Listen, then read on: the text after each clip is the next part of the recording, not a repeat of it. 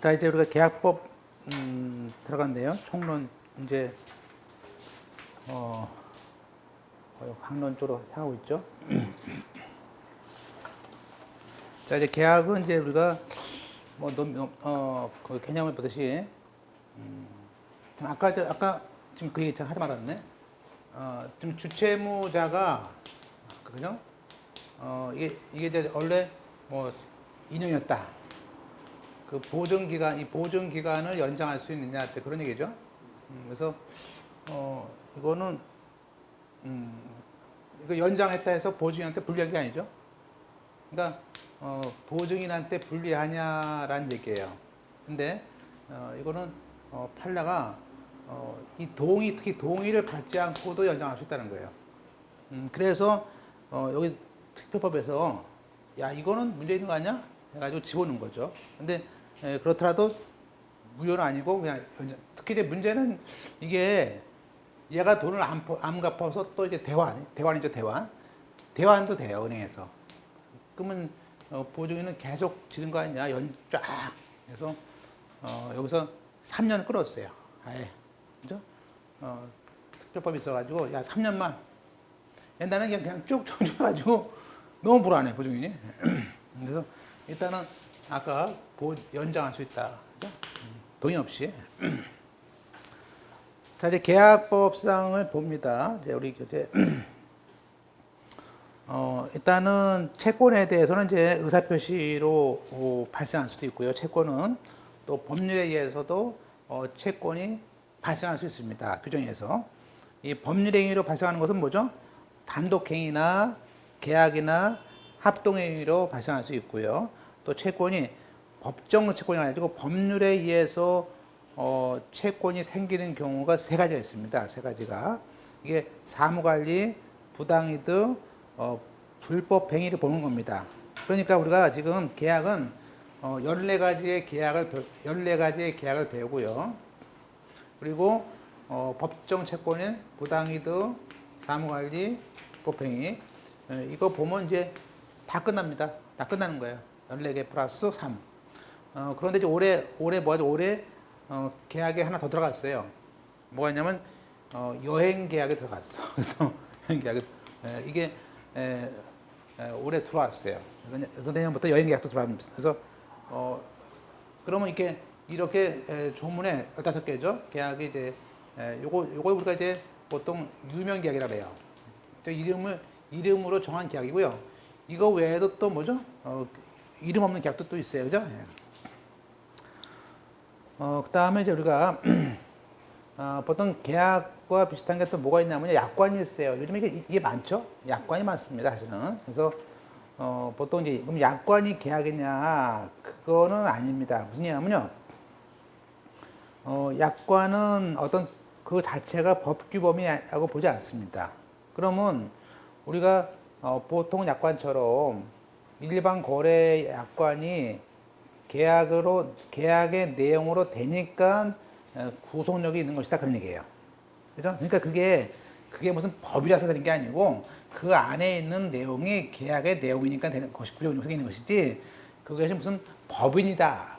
법 아니죠? 그게 무슨 명령 규칙입니까? 그거 아니죠? 그래서 우리가 하나의 그걸 지키자라는 명시적, 묵시적 합의니까 지키는 것이지 그게 무슨 법이니까 법령이다. 그거 아닙니다. 계약은 이제 우리가 결국에는 뭐죠? 청약과 승낙, 그죠? 의사표시죠? A라는 사람이 야, 나 물건 살게. 청약, 오케이, 승낙 이렇게 이런 청약과 승낙의 의사표시가 합치했을 때 됩니다. 그러니까 보통 이제 이 계약의 성립은 세 가지로 되는데 첫째 청약과 승낙의 경우가 있고요. 아니면 동시에 갑자기 서로 얘기를 해. 산다고. 그죠? 그래서 이거, 교체 청약. 그죠? 그러니까 A도 B한테 내용 증명 보냈고요. B도 A한테 내용 보냈어. 그러면 이 교체 청약은 뭐예요? 그건, 같은 계약이 된 걸로 봐요. 그죠? 그리고, 의사실현도 똑같죠? 이건 내가 보세요. 내가 택시에 탔어. 계약이에요? 이건 그냥 택시에 타는 실현액이 했으면요. 그냥 된 거야. 버스에 탔어. 그죠? 네, 그래서 그런 것들이 있는데요. 조문을 보겠습니다. 자, 517조. 자, 계약은 일단 계약을 하면요. 구속이 됩니다. 그래서 우리가 계약은 일단 계약의 청약은 처리하지 못한다 되어 있고요. 보통 이제 518조의 계약을 할 때는 보통 승낙을 해야 되니까 보통 승낙 기간을 정해요. 내가 물건을 납품하고자 하는데 뭐 일주일 안에 승낙을 해달라 이렇게. 자, 그러면 1항에 승낙의 기간을 정했어요. 그죠? 그러면 그렇게 청약을 했는데 만약에 그 기간 안에 승낙의 통지가 안 오면요. 승낙의 통지가 안 오면 계약은 꽝이죠, 뭐, 그죠? 그죠? 그죠? 승낙의 통지가 안 오면 그 효력을 잃는다. 그러니까 여기는 어려운 게 뭐냐면요. 어려운 건 아닌데 이 표현을 좀 약간 익숙하셔야 돼요. 이게 표현이, 그죠? 그래서 승낙의 효력을 잃는다. 그 얘기는 청약만 있고 승낙만 없으니까 그냥 꽝 되는 거죠, 한마디로. 자, 문제는 2항부터예요. 자, 만약에 승낙을 통지했어요. 근데 이 승낙의 통지가 아까 일주일 기간 후에 기간이 지났어. 그러면 승낙 기간이 지나서 도달했을 때는 어떡합니까에 대해서는 일단 보통 그 기간 내에 도달될 수 있는데 그 기간 내에 도달될 수 있는 발송인데 그렇게 됐을 때는 청약자가 지체 없이 상대방에게 연착의 통지를 해야 되는 것이죠. 그러니까 원래는 전화를 이제 제가 하는 거죠. 그죠? 보냈는데 안 오지? 늦게 오고 있네. 이게 늦게 온다는 통지를 하라는 얘기예요. 그래서 우리가 청약자는 뭐라고요? 청약자는 연착의 통지 의무가 있어요. 그러나 그 도달 전에 물론 아예 도달 전에 그쪽에서 지연되고 있다라는 것을 발송했을 때는 연착 통지는 필요 없죠. 그죠? 자, 그러면 사망에 청약자가 승낙의 통지를 그죠? 거기 통지 받지 않을 때는 거기 연착 통지나 그죠? 지연 통지 그런 지용 통지겠죠. 그럴 때는 승낙의 통지는 우리가 그때는 다시 한번 볼까요? 다시 한번 제가 청약자가 떠놓으세요. 연착의 통지를 하지 않은 때는 승낙 통지는 연착하지 않은 걸로 봐요. 따라서 5월 5일까지 와야 되는데 5월 9일 날 와도 5월 5일 날 온 걸로 보겠다. 설사 다시 말하면 청약자가 네가 연착 통지 안 했기 때문에 승낙 통지가 늦게 와도 연착되지 않은 걸 보겠다. 그 얘기는 계약이 있는 걸로 보는 겁니다. 제때 안 왔지만 그럼 제때 안 왔으면 네가 연착 통지해야 되는데 안 했어. 그러면 늦게 와도 제때 온 걸로 보겠다는 얘기예요. 그래서 우리는 연착되지 않은 걸로 보겠다는 얘기입니다. 근데 이거는 제가 뒤에 한번 사례가 있을 거예요. 이거 보시면 돼요. 자, 그 다음에 이제 529조. 승낙 기간을 정하지 않은 계약의 청약입니다.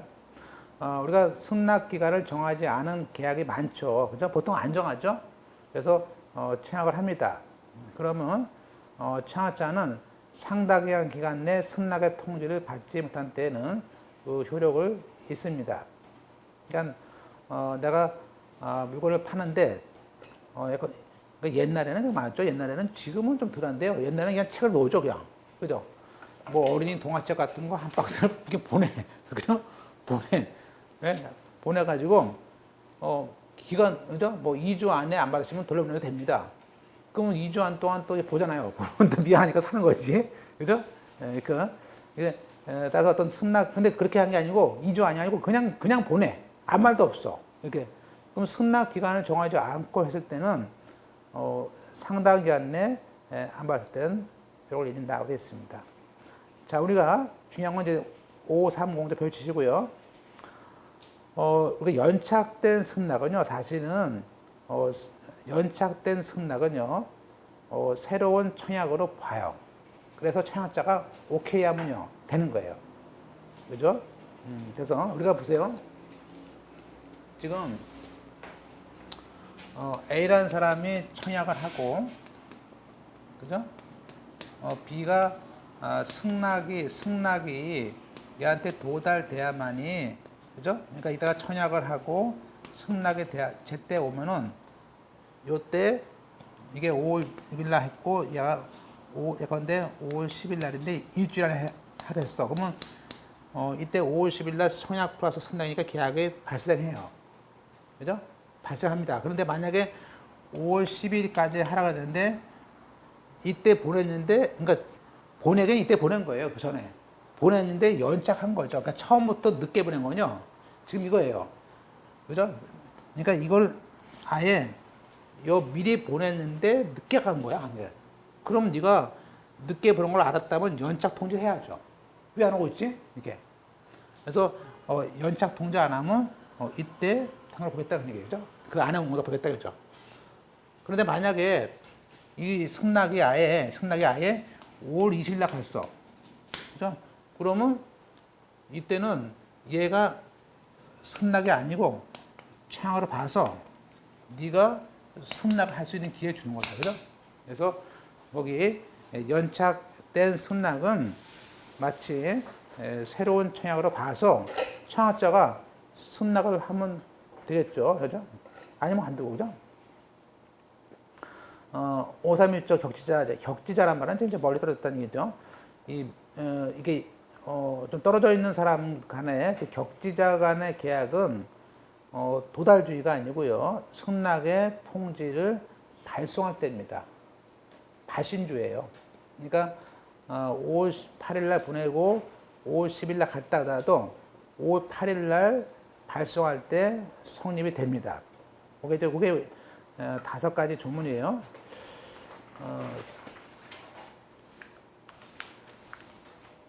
볼까요? 예. 지금 제가 보겠습니다. 한번. 이게 어디냐면 여기에 보세요. 366페이지 보세요. 이게 말로 하면 조금 약간 그런데 아마 문제집을 하나 보겠습니다. 366페이지에 갑이 을에게 지금 중고차를 팔겠다고 하면서 10월 2일까지 연락을 달라 했습니다. 그러자 을이 그렇죠. 항상 먼저 나오죠. 9월 25일 날 보냈어요. 그러니까 승낙 전에 보낸 거야. 그러니까 9월 25일 날 보냈는데 10월 5일 날 도착했어. 그죠? 그러면 그 승낙 의사표시 한 날이 9월 50일 발송주의니까, 그죠? 아까, 그죠?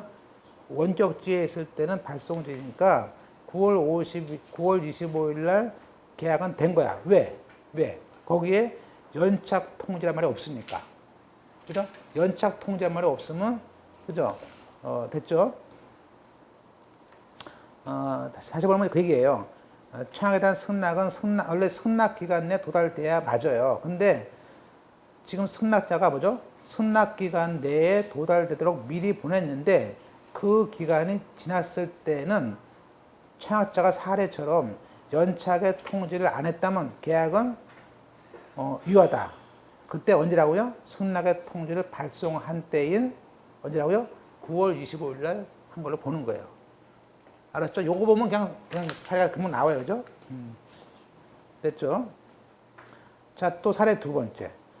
갑이 을에게 물건을 팔겠다는 뜻과 승낙 기간을 10월 30일까지 달라는 서면을 발송했는데 도달됐다. 그러면 10월 30일까지예요. 근데 을이 똑같아요. 10월 25일 날 발송을 했는데 10월 27일 날 도달됐어.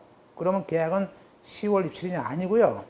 우리가 원격지일 때는 승낙의 통지를 발송한 때인 25일이야. 그죠? 25일이죠? 네, 발송시기라고. 됐죠? 그건 왜 그러냐면 격지자 간의 계약은 승낙의 통지의 발송시야. 발송시. 발신주예요.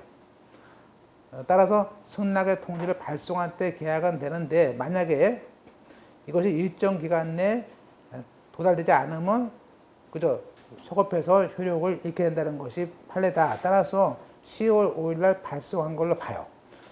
자, 이번에 그러면요. 두 번째, 만약에 을이 이 계약을 변경을 가해서 승낙했어.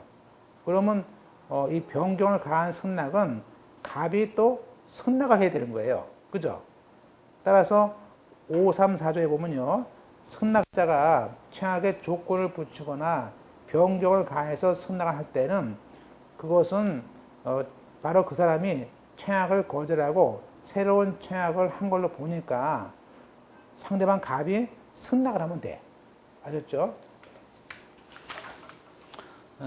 요거 보면 이제 그 사례가 다 됩니다. 자, 이제 넘어갔습니다. 그래서 우리가 보통 이제 거기 그 531조가 이제 격지자 간에 보통 암기할 때 보통 격발 개워요. 그래서 격지자 간의 계약은 발신주의라는 걸 많이 봅니다. 근데 그 사례 보시면 이해할 것 같고요. 그리고 아까 그 534조 봤었고요. 532조는 의사실현이죠. 청약자가 의사표시나 관습에 의해서 그죠? 승낙의 통지가 필요 없어요. 우리가 버스 타면요.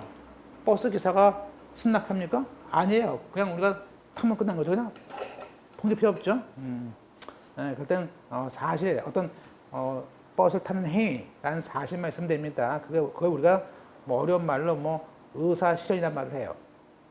그죠? 그리고 결차 청약, 당사자가 동일한 내용의 청약을 상호 결차했어, 우연히. 그러면 양쪽 청약이 도달된 때, 물론 늦게 도달된 날짜에 성립을 합니다. 우리가 이제 앞으로 배웁니다만, 보통 민법상 그 계약이 14개인데요. 이걸 전형계약이라고 합니다. 민법을 정해놓은 전형계약이 14개고, 올해 여행계약에 들어왔어요. 그 외의 계약은 비전형계약이죠. 그죠? 그리고 쌍무계약이라는 것이 있고, 편무계약인데, 이건 이해만 하세요. 쌍무계약은 서로 값도 줄 게 있고, 을도 줄 게 있는 거야. 물건을 주고, 돈을 주고. 그죠? 서로 쌍방의 대가적 의미가 있어요. 값이 줘야 하는 것, 그죠? 그런데, 어느 일방만 대가가 있고요. 상대방은 받는 거야. 그죠? 이렇게 서로 대가적 의미를 갖지 않고 어느 일방한테 편무라고 해요. 편무 일방. 그런 계약이 있습니다. 주로 뭘까요? 주는 거, 증여, 사용대차, 소비대차, 들이죠. 물론 다 편무인데 특히 소비대차, 위임, 임치 같은 거, 무상일 때 다 편무계약이 많습니다. 그러면 우리가 무상계약과 유상은 뭐냐? 유상은 자기가 대가를 출연을 하는 겁니다. 그죠? 근데 무상은 대가에 출연 없이 그냥 받는 거예요. 그죠? 그냥 어느 한쪽은 받는 거죠. 그래서 그때 증여나 사용대차는 무상이라고 볼 수 있고요. 낙성계약은 뭐냐면 계약서가 필요 없는 거예요. 한마디로 당사자가 합의만 하면요. 합의만 되면 계약입니다. 그러니까 보통 이런 경우도 있어요. 계약서를, 우리 중개사무소 가가지고, 계약서가 없이 그냥 말로 해요. 그리고 내일 합시다. 그것도 계약이 돼. 증인이 있으면. 그죠? 그러니까, 계약을 함부로 하는 거 아닙니다. 말로라도. 그래서, 우리가 그 합의만을 해야 되는 것이 낙성계약이고, 거기 요물 계약은, 우리가 어떤 물건이 넘어가야 돼. 말로 하면 안 돼. 물건의 인도라면 그 인도로 해야 됩니다. 그게 주로 현상 광고가 있고요. 또 분 지우시고 써놓으세요. 거기다가 대물 변제라고 쓰세요. 대물 변제가 요물 계약입니다. 물건을 줘야 되는 겁니다. 써놓으세요. 대물 변제가 요물이에요. 그리고 살아있을 때 하는 계약이 생존계약이고 사인계약은 중고냐 그거 아니에요. 사인계약은 둘 다 살아있다는 건데 사인계약은 뭐냐면요. 계약이 효력이 누군가가 죽어야 되는 거야. 그죠? 그게 사인이야. 따라서 내가 사망하면 죽게라는 그런 사인증여, 그거는 사인증여 계약도 계약이지만 그 계약이 그 사람이 사망한 날 효력이 발생하기 때문에 우리는 사망에 대한 것이기 때문에 사인 계약이고, 대표적으로 사인증여 계약이 그거예요. 생전 계약은 그냥 증여죠. 그건 주는 거예요. 그러나 사인증여 계약은 사망할 때 한 겁니다. 표현을 해보시고, 예약과 본계약은 뒤에 봅니다. 자, 지금까지 우리가 계약이란 것은 청약과 승낙으로 하는구나 알 수 있고, 자, 청약은 상대방의 승낙만 되면 오케이 성립하는 의사표시입니다. 자, 이제 그러면 보세요. 내가 다음 페이지에 명예퇴직 신청을 했어. 자, 그러니까 명예퇴직 신청은 청약이야. 집에 왔더니 부인이 나가래. 그죠? 그럼 다시 관두고 싶어 나가래. 처리할 수 있어요? 그럼 보세요. 일단 청약을 하면 회사에서 그 요건을 심사해서 이를 승낙을 해야만이 그것이 계약이에요. 그죠? 따라서 우리가 명예퇴직 신청이라는 것은 하나의 근로계약상의 합의로 하는 해지의 청약에 불과합니다. 그러니까 사용자가 승낙이 있어서 합의로 해지하기 전까지 그 청약을 임의로 처리할 수는 있어요. 다시 그죠? 그죠? 근데 이것도 만만치 않습니다. 근데 이것도 그다음에 세 번째, 자, 교차 청약에 있어서 아까 양 청약이 도달했을 때, 근데 A는 5월 7일 날, B는 5월 9일 날 도달했어요. 그러면 5월 9일 날이에요. 그죠? 늦게 도달될 날짜니까 동시 도달되더라도 마찬가지고요. 그 다음에 4번에 청약의 상대방이 청약에 대해서 승낙을 거절했습니다. 그런데 승낙 기간 내 다시 사겠대. 그러면 이미 거절한다는 의사표시가 도달되면 계약은 성립이 안 되는 겁니다. 그죠? 도달주의니까. 자, 다섯 번째, 우리가 조형물을 제작하고 납품하고 설치를 청약할 때, 이때는 적어도 그 제작 대금 시기 장소에 대해서 적어도 적혀 있지 않으면 유효한 청약으로 볼 수 없다는 거고요. 그 다음에 이제 몇 개 볼까요? 자, 청약은 아까 승낙의 의뢰가 중요해요. 그래서 청약의 성립은 승낙의 유무에 의해서 된 것이고, 청약자가 승낙에 대해서 어떤 의사 표시하는 것은 필요 없어요. 그러니까 승낙만 되면 된 것이지, 승낙에 대해서 또 답변을 또 보내요? 그럴 필요 없다는 얘기죠. 일단 승낙만 되면 오케이, 계약이 된 거예요. 자, 우리가 승낙 기간을 정해서 보통 아까죠. 내가 언제까지라고 청약을 하고, 그때 그 청약의 발생 후에는 철회권을 유보하지 않은 청약자는 그 기간 내에는 철회를 하지 못합니다. 그런데 승낙 기간을 정하지 않고서 한 청약은 상당한 기간 내 승낙의 통지를 받지 못한 때, 그렇죠, 효력을 잃는 것이죠. 승낙은 특정의 청약에 의해서 해준 것인데 당연히 청약의 내용과 일치됩니다. 그러니까 승낙자가 차를 주는데, 그죠? 차를 주는데 너 그 안에 있는 오디오를 바꿔줘 라고 변경을 했어요. 그러면, 그죠? 그때 변경에 대해서 승낙했을 때 청약자가 그렇게 하겠대. 승낙하면요 끝이지 뭐. 계약 성립이죠. 변경했는데도 했어. 끝이죠. 예. 그래서 그 뒤에는 승낙이죠. 계약은 성립합니다. 그 다음에 또 나오지만 격지자 간의 경우에 승낙은 도달주의가 아니고 격팔이에요. 발신주의입니다. 이것도요, 공부할 때 좀 이게 비슷비슷하고요. 이것도 만만치 않습니다. 저는 그때 이게 어렵더라고요. 그당 공부할 때. 그래서 제가 항상 사례를 제가 써놓고 공부해요. 그러면 잘 들어옵니다. 그죠? 예, 거기 제가 다시 주문을 써놨는데, 예. 그 다음에 자, 오른쪽 유상계약, 맨 밑에죠, 유상계약.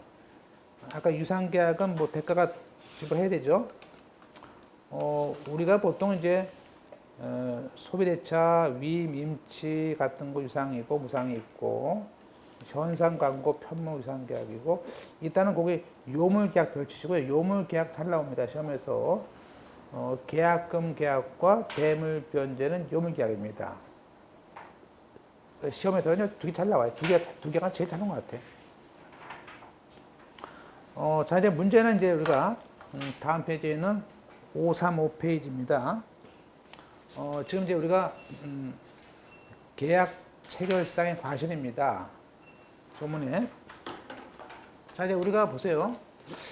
자, 우리가, 지금 계약을 보세요. 계약을 내가 9월 1일날 했어. 근데, 지금 우리가 보통 이제 지금부터 보는 게 뭐냐면, 계약을 한 다음에 누군가 책임이 있을 때는 채무리에 손해가 있어요. 근데 문제는 뭐냐면, 9월 1일 날 10시에 계약을 하기로 했어요. 그런데, 그날 백화점에서 하기로 했어, 2층에. 근데, 9월 1일 날 그날 계약 10시인데 9시 반에 들어가다가 계약을 체결하지 않았는데, 계약 체결 전에 사고가 났어.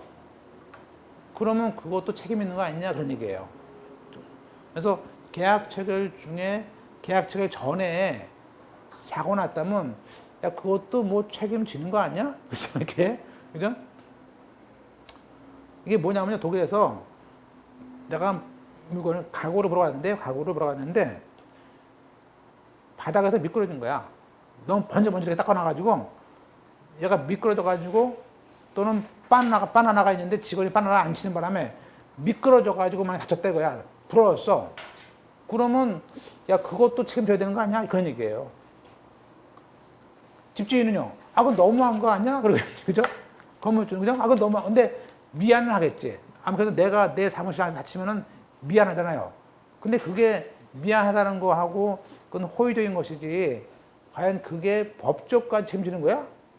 그런 얘기죠. 그래서 우리가 거기에 지금 이런 얘기예요. 1항에 그 목적이 불능한 계약, 이제 이런 얘기죠. 처음부터 목적이 불능한 계약을 체결했을 때는 그 불능을 알았거나 알 수 있었을 때는 적어도 그 계약의 유효함으로 믿었던 손해배상, 한마디로 손해배상을 져라. 마치 보세요. 계약은 아니지만 불법 행위처럼 손해배상을 지라는 거예요. 그래서 어차피 목적이 안 되는 계약을 했는데 그걸 알았거나 알 수 있었을 때라면은 과실이 있죠. 그죠? 네, 그럴 때는 책임져라 이거죠. 그때 근데 그 책임이 이행 책임이 아니고 그 계약의 유효를 믿었으므로 받은 손해. 써놓으세요. 신뢰이익이에요. 신뢰이익만큼만 책임을 지면 되지 않겠느냐. 물론 그것이 그 단서의 그 배상액이 계약에 유효해서 남는 이익을 넣으면 안 되죠. 계약이 됐을 때 이익은 1,000만 원인데 신뢰이익이 2,000만 원이야. 그건 안 되는 거 아니에요. 그래서 이행이익을 넣으면 안 되지. 그죠? 따라서 물론 상대방도 그걸 알았어. 그러면 책임 없죠. 그죠? 네, 그건 안 됩니다. 뭐 그것만 보시고 이것도 많은데 다 안 나와요. 안 나오기 때문에 뭐 쓸 건 없습니다. 뭐 안 나온다는 얘기는 이제 나올 수 있지만 우리가 그걸 다 우리는 목표를 저는 그냥 공부할 때 한 90점 잡지 100점 안 잡습니다. 근데 실제는 뭐 90점 맞습니까? 80점 안 해도 땡큐죠. 자, 328조 쌍무계약. 우리가 쌍무계약은 이제 우리가 A, B 서로가 서로 대가적 채무를 줘야 돼요. A도 물건을 줘야 되고 나는 돈을 줘야 되고 이런 식으로 그죠? 자, 교재해 보세요. 368페이지. 따라서 각 채무는 서로 간에 서자입니다. 의존 관계에 있습니다. 그쵸? A는 집을 줘야 되고 B는 돈을 줘야 돼. 그러면 이 채무는 소유권 이전 등기 의무하고 잔금 지급 의무 두 가지는 서로 간에 의존 관계에 있는데, 이렇게 의존 관계에 있는 것을 좀 어려운 말로 채무의 결련성이다 말을 해요. 그죠? 따라서 쌍무계약의 결련성이라는 이런 의존 관계는 그것이 처음에 성립할 때, 나중에 이행할 때, 나중에 계속 존속할 때도 계속 그 세 가지 면에 나타나는데, 특히 이런 경우에 만약에 한 사람이 이행을 했는데 안 줘. 그러면 이행에 대해서는 동시 이행 항변할 수 있죠. 야, 너 내놔. 내가 내서 너도 내놔야지. 즉 이행에 대해서 결렬성은 동시 이행 항변권이고, 또 존속에 대해서는 나중에 그 물건의 책임이 없는 사유로 물건이 없어졌어. 난 책임이 없어. 그러면요, 예컨대 계약한 다음에 불이 났어, 그 집이. 그러면 상대방은 나는 돈 못 줘. 이게 위험부담이죠. 그건 네 책임이야. 네가 위험부담해. 난 돈 안 줘. 그죠? 그래서 이게 존속에 대한 위험부담입니다. 그래서 우리가 지금은 이거 동시이행 항변권과 위험부담을 보는 겁니다. 근데 동시이행 항변권은 536조에 있습니다. 자, 볼까요? 1항에. 자, 이건 잘 보세요. 우리가 공부할 때 항상 매수인입니다. 매수인. 자, 우리가 집을 샀어요. 매수인의 귀책 사유로 매도인이 그 물건을 이전할 수가 없어. 그래서 이행 불능됐어. 그럴 때 매수인이 계약을 해지할 수 있어요? 그건 아니지. 내가 매도인이 지가 잘못해서 무는 게 아니고, 그죠? 이거예요. 자, 우리가 매매에서는, 그죠? 항상 이 사람이 물건을 인도해야 되고, 얘는 돈을 줘야 돼요. 그죠? 근데 얘가 말을 사려 했어, 말을. 그럼 말을 갖다가 샀는데 얘가 타고 가다가 욕심을 부려가지고 언덕을 가면서 발이 부러졌어, 다리가. 그럼 걔는 경주말 못 쓰잖아? 그러면 얘는 경주말인데 못 썼어. 근데 책임이 누구야, 책임이. 책임은 지가, 원래 얘가 샀다면 책임을 지지만 매수인 때문에 인도할 수가 없어. 그러면 계약의 해제는 얘가 해야지, 자기가 해. 책임이 없는 사람이 해? 오히려 얘가 해? 그죠? 예, 그건 해제할 수 없어요. 해제권은 얘한테 있는 거지. 매도인에, 그죠? 그래서, 그거는 지금 바꿔치기 한 거예요. 그죠? 해제권은 책임 있는 쪽에서 해제할 수 없습니다. 마치 뭐 바람 핀 사람이 이혼합니까? 그건 안 돼요. 그죠? 예, 그건 아니죠. 예. 근데 이런 것도요, 보다 보면 틀려요. 제가 저것도 이게 써놓은 이유가요. 저도 여기서 X 쓴 거 다 뭐예요? 전부 저거요. 다 틀린 거야. 공부할 때. 자, 자, 우리가 자, 다시 한번. 동시이행 항변이라는 것입니다. 그거는, 일방의 상대방의 채무의 이행을 제공할 때까지, 그죠? 자기 채무 이행을 거절할 수 있는 동안에 상대방의 청구를 저지할 수 있어요. 그게 영기적 항변권입니다. 야, 네가 이행할 때까지 나는 못 줘 라고 할 수 있죠. 거절권이야, 거절권. 동시에 이행할 거면 뭐라고요? 거절권이다. 근데 그 거절은 그 사람이 이행할 때까지야. 그것이 이틀이고 3일이고 영원이 아니고 연기만 시키는 거절권입니다. 조문 볼까요? 조문에 있습니다. 536조에 있어요. 자, 쌍무계약의 당사자 일방은 상대방이 그 채무 이행을 제공할 때까지 자기의 채무 이행을 거절할 수 있어. 그죠? 돈 달라 그래. 너 물건 가져왔어? 물어볼 거 아니에요. 그럼 안 주는 거죠. 이게 거절권입니다. 그런데 상대방의 채무가 어차피 변제기가 아니야. 그건 다른 얘기지. 그죠? 어차피 다음 주야. 그러면 관계없죠. 그죠? 자, 기출문제 밑에 상대방의 채무가 변제기에 있지 않은 때는 동시이행 항변권을 행사할 수가 없어요. 상대방의 채무가 변제기가 도달돼야지 그때 뭐 달라 말라 하는 것이지. 그죠? 그런데 이제 이거 안 돼, 틀려요. 안 한대. 그러니까 시험 문제가 계속 어려워요. 그죠? 두 번째, 그런데 문제는 뭐냐면, 자, 당사자 일방이 상대방에게 먼저 이행해야 돼. 써놓으세요. 먼저 이행해야 해야 됩니다. 뭐죠? 선이행. 내가 이제 계약으로 이 땅이 안 팔립니다. 안 팔려가지고, B가 그렇게 말해요. 좋아. 내가, 내 집을 먼저 줄 테니까, 네가 건물 좀 짓다가 나 돈 줘. 했어요. 그러면 내가 선이행. 근데 내가 선이행 하려고 할 때는 그 사람이 돈이 있는 줄 알았어. 또 회사가 잘 됐어. 근데 선이행 하려고 보는 날짜를 딱 보니까 갑자기 그 회사가 부도가 났어. 불이 났어. 그 회사에서. 그러면 갑자기 불안하잖아요. 그럴 때는 안 할 수 있어요. 그래서 보세요. 우리가 선이행의 경우에 상대방의 이행이 곤란한 현저한 사정이 있으면요. 전항과 같이 뭐죠? 동시 이행을 행사할 수 있다라고 써놔야 될 거 아니에요. 근데 전항의 본문과 같대요. 그러니까 이렇게 써놓으면요. 사실 일반인들은 어렵죠. 그죠?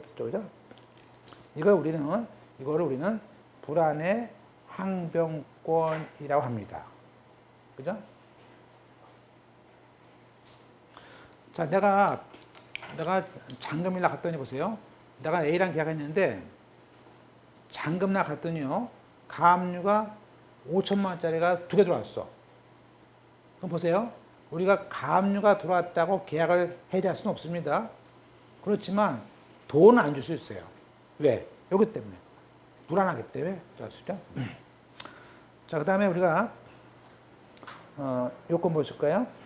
밑에 동일한 쌍무계약에서 대립하는 채무가 있어야 됩니다. 우리가 그 계약자가 부담하는 각 채무가 쌍무계약에서 고유의 대가 관계가 있는 것이 아니라도 구체적인 계약 관계에서 당사자가 부담하는 채무를 약정을 했습니다. 그랬을 때는 당연히 동시이행 항변권이 있는 것이죠.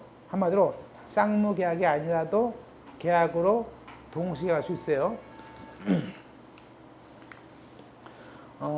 물론 이제 청구하는 상대방의 채무가 변제기가 있을 때겠죠. 그러나 예외로 두 가지, 상대방의 채무가 변제기가 도래했다든지 불안의 항변권의 경우에는 그때는 거절할 수 있습니다.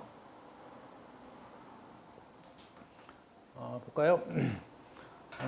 첫째, 지금 도급계약에 따라서 예컨대 뭐 10% 완성하면 1억을 주고 50% 완성하면 5억을 주고 이렇게 일정 기간 동안에 공사한 만큼만 대금을 주기로 했습니다. 그런데 도급인이 예컨대 기성공사가 이미 완성된 공사가 50%야. 그럼 5억을 줘야 되는데 주지 않고 있어요. 그러면 수급인은 그죠? 그 선이행 채무의 이행을 위해서 나 공사 안 해.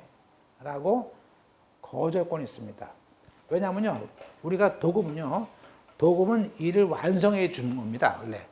그러니까 완성할 때까지 돈을 안 줘도 돼. 그렇지만 계약서에 완성 때 맞고 준다고 했으면 줘야 되는 거야. 그죠? 네, 그런 얘기예요. 그래서 그런 경우도 여기 불안의 항변권이다. 내가 50%도 안 주는 놈이 다 준다면 주겠어요? 안 주겠지? 네, 그죠? 이렇게.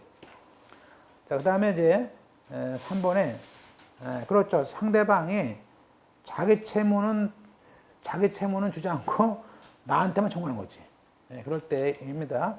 그래서 쌍무계약의 일방이 잘 보세요. 그런데 보세요. 쌍무계약자의 B가 자기가 현실 제공하지 않았어요. 그래서 수령지체에 빠졌습니다. 자, 그렇더라도 그 이행의 제공이 계속되지 않은 경우에는 과거에 이행 제공이 있었던 것만 가지고는 상대방이 가지고 있는 동시 이행 항변권은 소멸한다고 볼 수 없다. 이거 잘 나옵니다. 됐죠? 자, 보세요. 자, A가 소유권에 필요한 서류를 가져갔어요. 법무사 사무실에 가서. 그랬더니 B가 와가지고 돈이 없대. 그러니까 7월, 자, 지금 7월 1일 날 갔더니요. 잘 나옵니다, 표현이. 자, 7월 1일 날 갔어요. 계약, 이게 잔금날이야. 근데 A가 서류를 줬어요. 서류를 보여주니까 인감 걸치 다 가져왔어. 그랬더니 B가 돈이 없대. 그래서 어떻게 지연이자까지 해가지고 어떻게 9월 1일 날 갔어요. 그죠? 갔어. 그랬더니 A가 그래요. 야, 빨리 정금 줘. 그러니까 B가 서류 줬어? 그랬더니 서류 이제 못 믿어가지고, 그러니까 원래 한 번 또 어겼어. 야, 네가 두 번씩 어기는 바람에 나 지금 서류 있거든, 집에? 돈 줘. 이러면 안 돼요. 계속 제공을 해야 돼. 그죠? 동생이니까. 그래서 그거를 보세요. 그거를 맨 끝에 보세요. 과거에 이행이 제공됐다는 사실만 가지고 상대방의 동시 이행 항명권이, 즉 거절권이 소멸된다고 볼 수 없다. 됐죠? 그 표현 잘 쓰세요. 자, 그러면 이렇게 동시 이행 항변권은요, 그죠?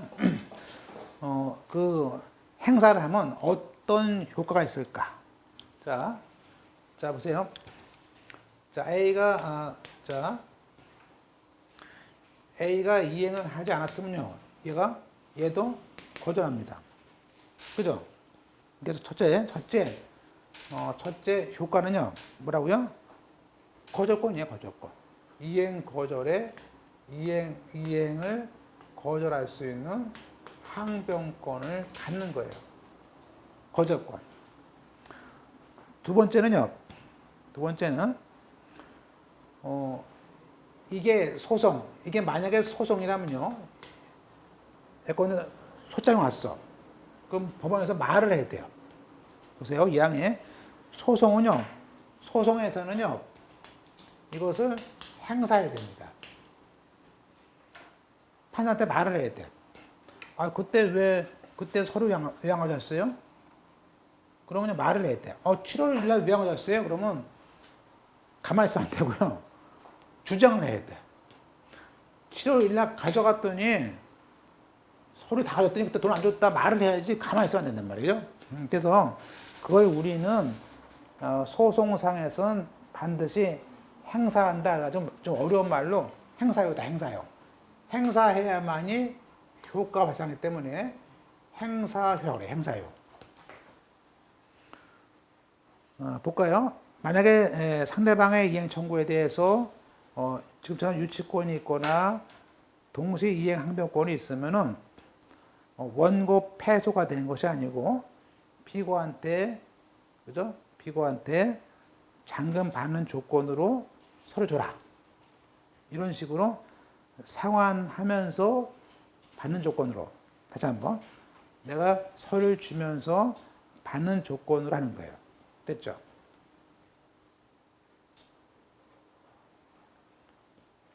됐죠? 아니면 돈을 주면서 받는 조건.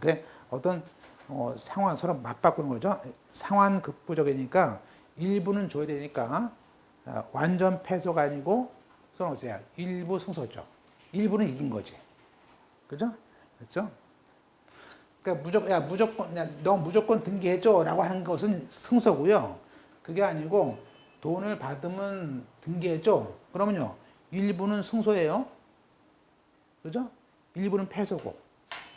됐어요? 그래서 우리가 다시 한번 동시 이행 항변권이나 유치권 항변권은 반대급부로 준단 말이에요. 그러한 반대급부 판결은 일부 승소 판결입니다. 됐죠? 자, 그러면 자, 소송에서는 반드시 피고가 적법하게 동시 이행 항변권을 주장을 해야 됩니다. 행사를 해야 돼.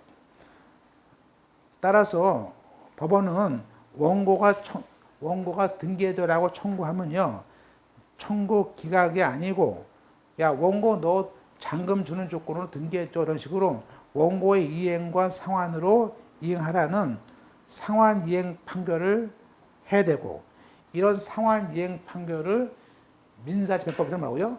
동시 이행 판결이라고 합니다. 그죠? 따라서 이 동시 이행 판결이 나오면 그 나중에 집행을 할 때 돼야 돼요. 집행을 할 때 집행의 개시 요건, 집행에 개시할 때 그때 돈을 주는 거예요. 됐죠? 그래서 집행문 부여가 아니고 집행 개시할 때라고 했습니다. 자, 그죠? 네, 그래서 자, 그러면 우리가 동시이행은 좀 약간 표현이 어려워요. 자, 우리가 동시이행의 효과는 첫째, 이행을 내가 그 이행을 거절할 수 있는 그런 항변권이구나, 거절권이다. 그리고 두 번째는 이게 소송상은 반드시 내가 행사를 해야 되는 것이지, 행사하면은 상환급부로 판결이 나오고, 이런 판결을 우리가 다시 말하면 동시이행 조건, 동시이행 후 판결이에요. 이 판결은 나중에 집행할 때 반드시 뭐죠?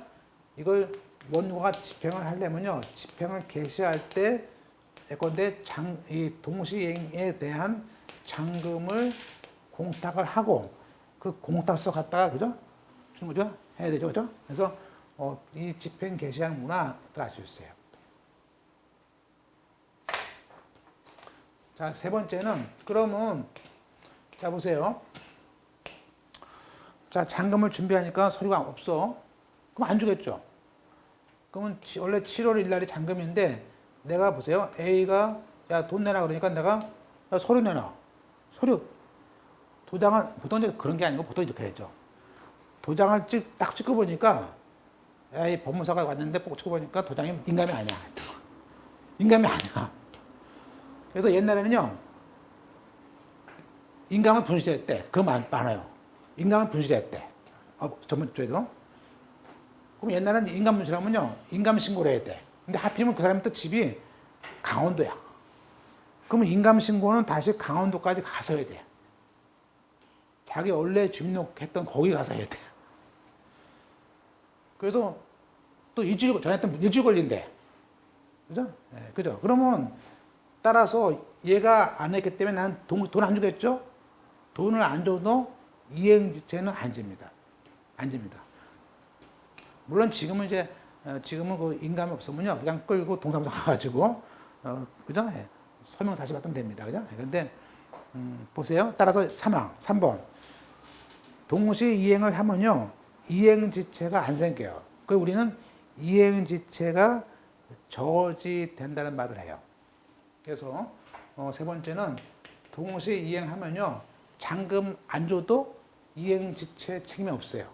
그죠? 우리는 이행지체의 저지효예요. 그죠? 그래서 보통 2차 할 때는요, 2차 할 때는 이렇게 외워요. 동시이행 나왔다면요, 이것만 해요. 3개 중에 하나 나와, 시험에. 그래서 보통 거, 지, 상, 거절효, 저지효, 그죠? 지체, 저지, 예. 이건 행사, 거지 행사, 그죠? 예. 하여튼, 거지 가침을 가지고 이렇게 외우는데요. 이 지체를 저지한다. 그 다음에 거절권, 그 다음에 행사효. 자, 그럼 보세요. 우리가, 자, 이행지체 저지효는요, 이거는 뭐냐면, 아까 소송에 있을 때는 말을 해야 돼요. 그죠? 행사해야 돼. 그런데 일반적으로는요, 잔금 놓다가 그냥 집어넣으면 돼. 뭐죠? 이거는 존재예요, 존재요. 그냥 가만히 있으면 돼요, 가만히 있어. 꼭 말도 필요 없어. 그냥, 안 가져왔어요? 됐네요. 끝이에요. 그죠? 볼까요? 보세요. 자, 1항의 3번에, 이행지체 저지호는 동시 이행 항변권을 행사할 필요 없어요. 행사하지 않더라도 그냥 항변권의 존재만으로 그냥 생기는 거야. 이걸 우리는 존재 효과설이야. 꼭 말을 할 필요 없어. 왜 안 가져왔냐, 뭐 했냐, 말해? 필요가 없어요. 그냥 한마디로, 나 못 줍니다. 그냥 그 자체 존재만 돼도 저지가 되는 거예요. 그죠? 됐죠? 근데 이게 말이 어려워. 그러니까 어떻게 보면 간단한 말을 왜 이렇게 어렵게 했었는지 모르겠지만, 저도. 그러니까 공무원 사람들은요, 이게 어려워. 외워지지도 않아. 그죠? 그래서 다시 한번, 동시에 항변권은 거절 효과, 소송상 행사 효과, 그 다음에 저지 효과인데, 소송은 행사해야 되지만, 그죠? 저지만 시킬 때는 그냥 존재만 있으면 돼요. 그죠? 볼까요? 기출문제 볼까요? 기출문제. 동시 이행에 대한 그 이행지의 책임의 면책 효력은, 그러죠? 다시 한번 죽어보세요. 동시 이행할 때 이행지체로 인해서 내가 책임이 없는 효력은 그 항변권을 꼭 행사하거나 원용하지 않아도 발생을 해야 됩니다. 그러나 소송에서는 동시 이행 항변권의 이행지체 저지호를 관철하려면 소송에서는 말을 해야 돼. 반드시 행사를 하고 원용을 해야 됩니다. 이 말이 무슨 말인지 모르면 안 돼요. 그죠? 그러니까 뭐, 아예 똑같은 말 하냐? 그거 아니에요. 똑같은 말 아닙니다. 그죠? 이걸 자주 내요. 뭐, 주사보, 사무감, 법원 문제 매번 내는데요. 이거 또 어렵대. 이거 뭐, 그냥 공부 좀 하면 그냥 맞추는 거로 갖다 어렵다. 합치면 안 됩니다. 또 볼까요? 기출 문제. 쌍방의 채무가 동시이행 항변권이 있는 경우에는, 우리가 그 동시이행의 항변권을 행사해, 틀렸지. 행사 안 해도 지체 책임이 있지. 틀렸죠. 꼭 행사해야 돼. 지체가. 그죠? 됐죠? 또 동시이행하게 있는 그 쌍무계약 채무에 관해서 채무가 모두, 그렇죠. 이행기를, 자, 둘 다 아까 똑같죠. 7월 1일 날인데 다 지났어, 이제. 그러면 둘 다 뭐죠? 기한이 없는 채무예요. 그때는 누구 한 사람 청구하면요. 그때부터 이행지체예요. 그죠? 그죠? 자, 4번에 상계금지효. 자, 동시이행 항변권에 대해서는 이것을 자동 채권을 하면요. 상대방이 불리해지는 거예요. 그죠? 그래서 우리가 동시이행 항변권은 자동 채권일 때는 상의할 수 없어요. 내가 받을 채권일 때. 그래서 요 네 가지. 그래서 상계 금지요. 이거 들었구나. 그래서 제가 아까 외울 때, 자, 거지죠? 거지인사, 거지, 상.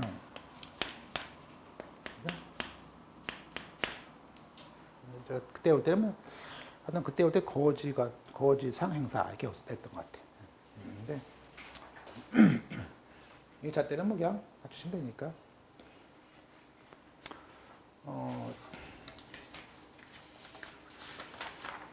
자, 조금 쉬었다가, 조금만 더 하고, 30분만 더 하고.